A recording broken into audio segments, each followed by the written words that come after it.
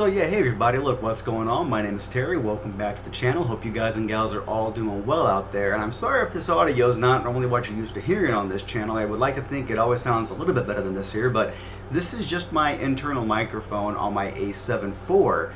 I'm mainly using this here for scratch audio today because I am reviewing for my own self here a new product, and it's what I'm well, not the microphone. This is a Rode mic I've had for a couple of years now, but the product is the Zoom F2 field recorder. This is not the Bluetooth model. There is a Bluetooth model, but for my needs I don't necessarily need it, and I mainly picked this thing up for one feature it has that, in my opinion, my wireless, way more expensive DJI mic can't even compete with, and that is 32-bit float recording. I'm gonna go and switch to this microphone right now.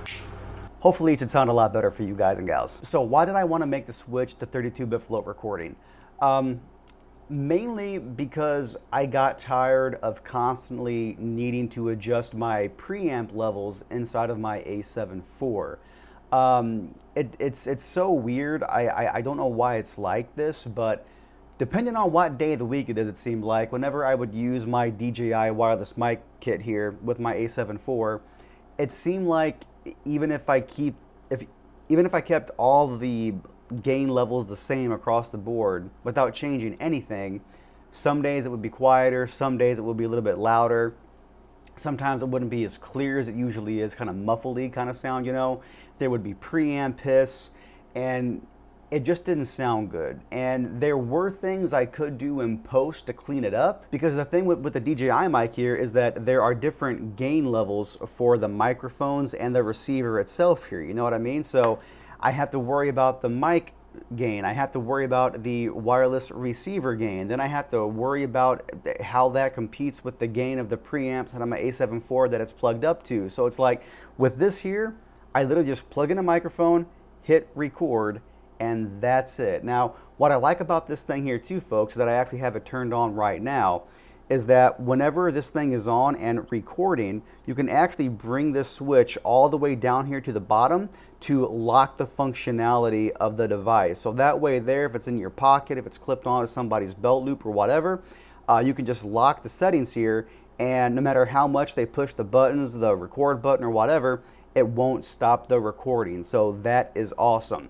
Now on the bottom here, we just have a little micro SD card slot right here, but I would actually recommend that you just put the micro SD card in there once, forget about it, because up top here, right next to the headphone and microphone jack, you have a USB-C port up here at the top of the device next to the headphone and microphone jack that you can use to interface with the device itself via the Windows or Mac software to change some settings around, that kind of stuff there. But you could also use it to transfer the recordings on the device to your system that way as well too. So what is 32-bit float? Well, the thing about 32-bit float audio is that I'm not an audio person by any means. Like, I think my microphones and stuff sound good. That's through a lot of trial and error. Like, I'm not an engineer at all, okay? So the way that it was explained to me was that, think of it sort of kind of like a log profile, like I'm shooting here on my A7 IV, right? This is S-Log3. And the thing about S-Log3 is that it's a flat color profile, and it retains so much video information that in post you have a lot of latitude to bring it up, bring it down, add color, add any kind of edit you might want to it, and it will look very good as an end product, you know? Well, 32-bit float is kind of like that in the sense to where there's a lot of audio data in these files, to where you can be as loud as you want, you could yell, scream, loud, whatever, and it will not clip.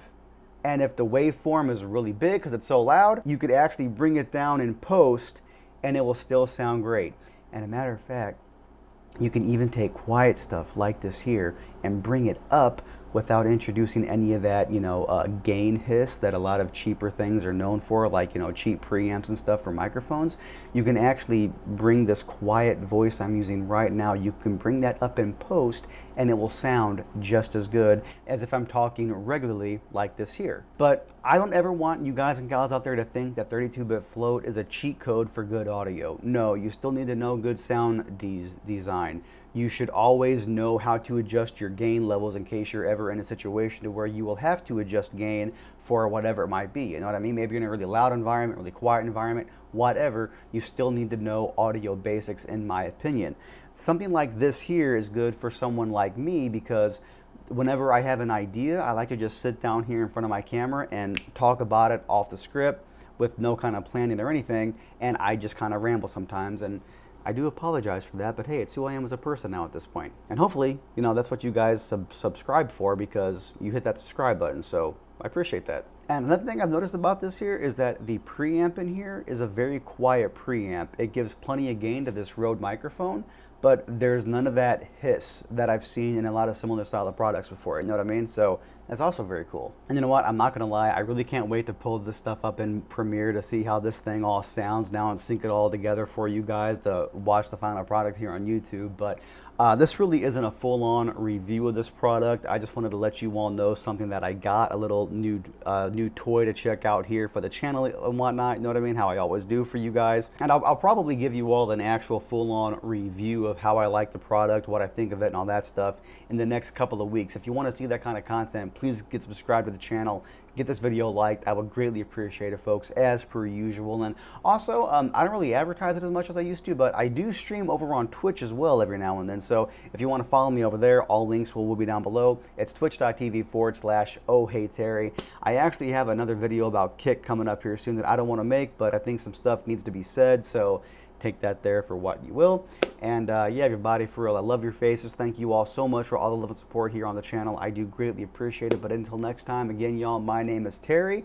Thanks a lot for coming by, and I'll catch you guys and gals next time.